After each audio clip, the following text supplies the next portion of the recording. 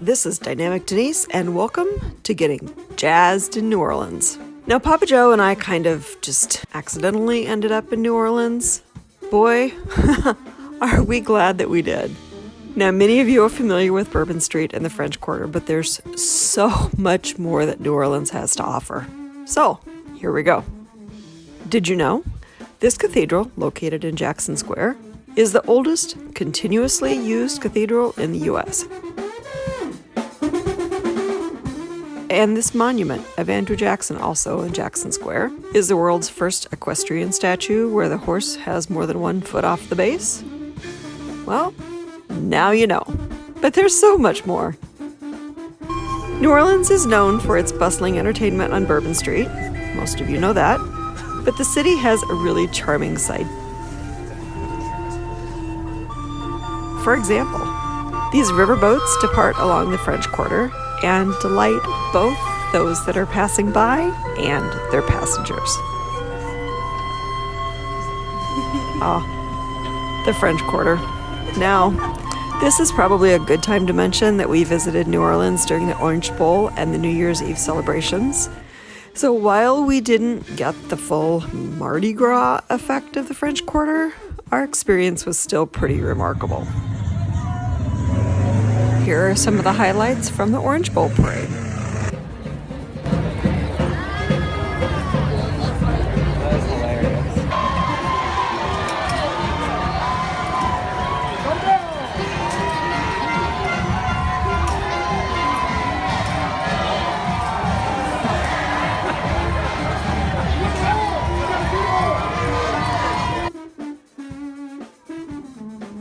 Bigging Jackson Park for the Dick Clark New Year's Rockin' Eve with Billy Porter, Sheryl Crow, and Usher. That was a great surprise.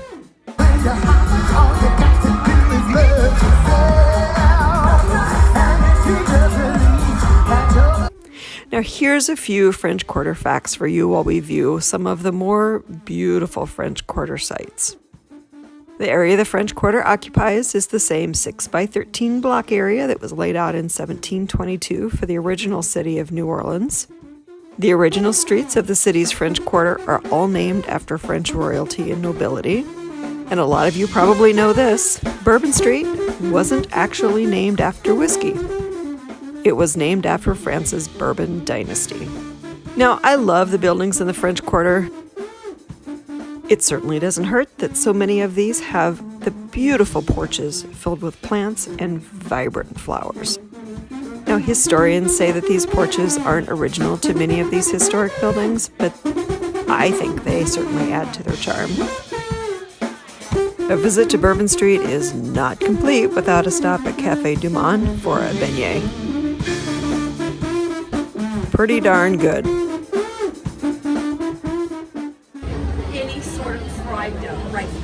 Fried dough.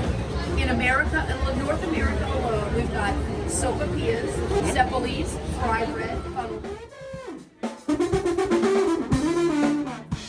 New Orleans has numerous historic districts to visit. 20, in fact. And one of the more popular ones is the Garden District. Now, the Garden District was originally laid out in 1833. Some of the more impressive mansions date all the way back to that time. In the Garden District, you can take a self-guided walking tour, visit with a guide, or take the number 11 city bus along Magazine Street if you're interested in the Garden District's shopping and dining. You can visit the district's famous cemeteries, take a haunted house tour, there's lots of those, or just stroll around and enjoy these really beautiful historic buildings. Now, unfortunately for you, or maybe fortunately, we were only able to visit the Garden District at dusk. Our photos may be a little unique because of that lighting, but, I wish they were a little better, but I guess that just gives me a reason to return to New Orleans. And that brings me to the piece of New Orleans that I enjoyed the most, music. Visitors can certainly enjoy live music along Bourbon Street, but I preferred Frenchman Street. You might ask why. Well, let me tell you. Many of the early residents in the area around Frenchman Street were slaves, and New Orleans was the only place in the world where slaves were allowed to own drums. Now, stick with me here. There is something about music that speaks to many of us, and, the slave population, they were no different. So when you combine the access to musical instruments, the desire to gather, celebrate, and mourn, well, the birth of a unique form of music should have been a foregone conclusion. And it was. Welcome to the birth of jazz. Now, our experience on Frenchman Street with impromptu street performances and a visit to the Palace Market, well, that experience really was the highlight of my visit to New Orleans. Living up to the region's origins, Frenchman Street, it's a haven to the city's musicians. Here's just a few that we enjoyed on our New Orleans live music pub crawl with Quay.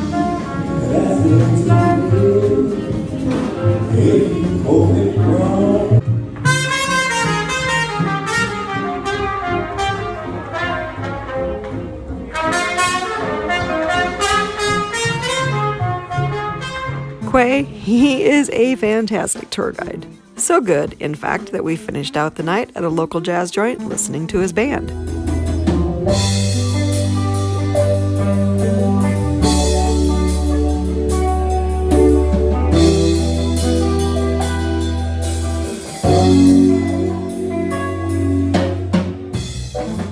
The music track for this video, well, you just may hear Quay in the background.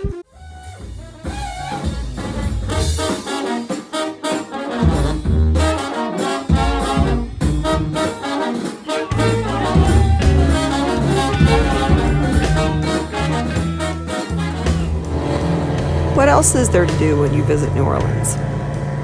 Well, I don't think you can visit the area without getting out to the swamp, the bayou. Whether you visit by airboat or by a swamp boat, I really don't think you can fully appreciate the soul of New Orleans without a Cajun guide in the swamp. But one word of advice, if you want to see gators, you probably shouldn't visit in December. It was just a little cool outside for these warm-blooded creatures to come out and, say hi.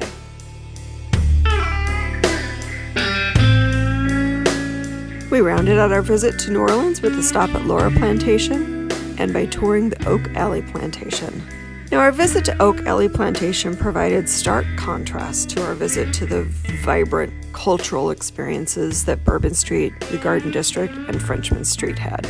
In contrast to the breathtakingly beautiful setting at Oak Alley, I found myself emotionally moved by touring the slave quarters, and when I say moved, I mean the experience was comparable to my visit in Dachau.